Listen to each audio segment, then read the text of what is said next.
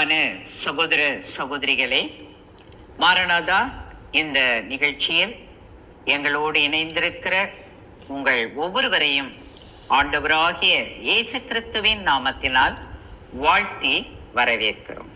My dear beloved brothers and sisters, we greet and welcome each and every one of you who have joined along with us for this program, Maranatha, in the name of our Lord and Savior Jesus Christ.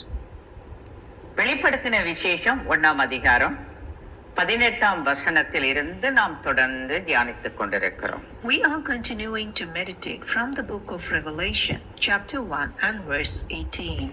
வெளிப்படுத்தின விசேஷம் 1ஆம் அதிகாரம் 18ஆம் வசனம். மரித்தேன், ஆனாலும் இதோ சதா காலங்களிலும் உயிரோடு இருக்கிறேன். ஆமென். நான் மரணத்திற்கும் பாதாளத்திற்கும் உரிய திறவுகோல்களை உடையவராய் இருக்கிறேன். Revelation chapter 1 and verse 18. And I was dead, and behold, I am alive forevermore, and I have the keys of death and of Hades.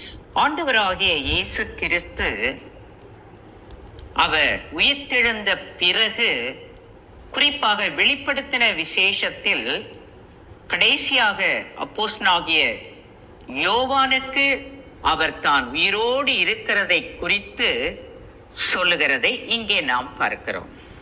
After the resurrection of the Lord Jesus Christ, over here, especially in the book of Revelation, we are able to read as to how is it that he revealed himself as the risen Lord to Apostle John.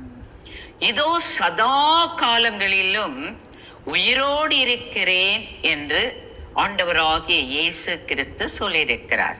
The Lord Jesus Christ has said over here, behold, I am alive forevermore. ஆண்டவராகிய இயேசு கிறிஸ்து உயிர்த்தெழுந்த பிறகு அவர் எப்படி தான் உயிரோடு இருக்கிறார் என்பதை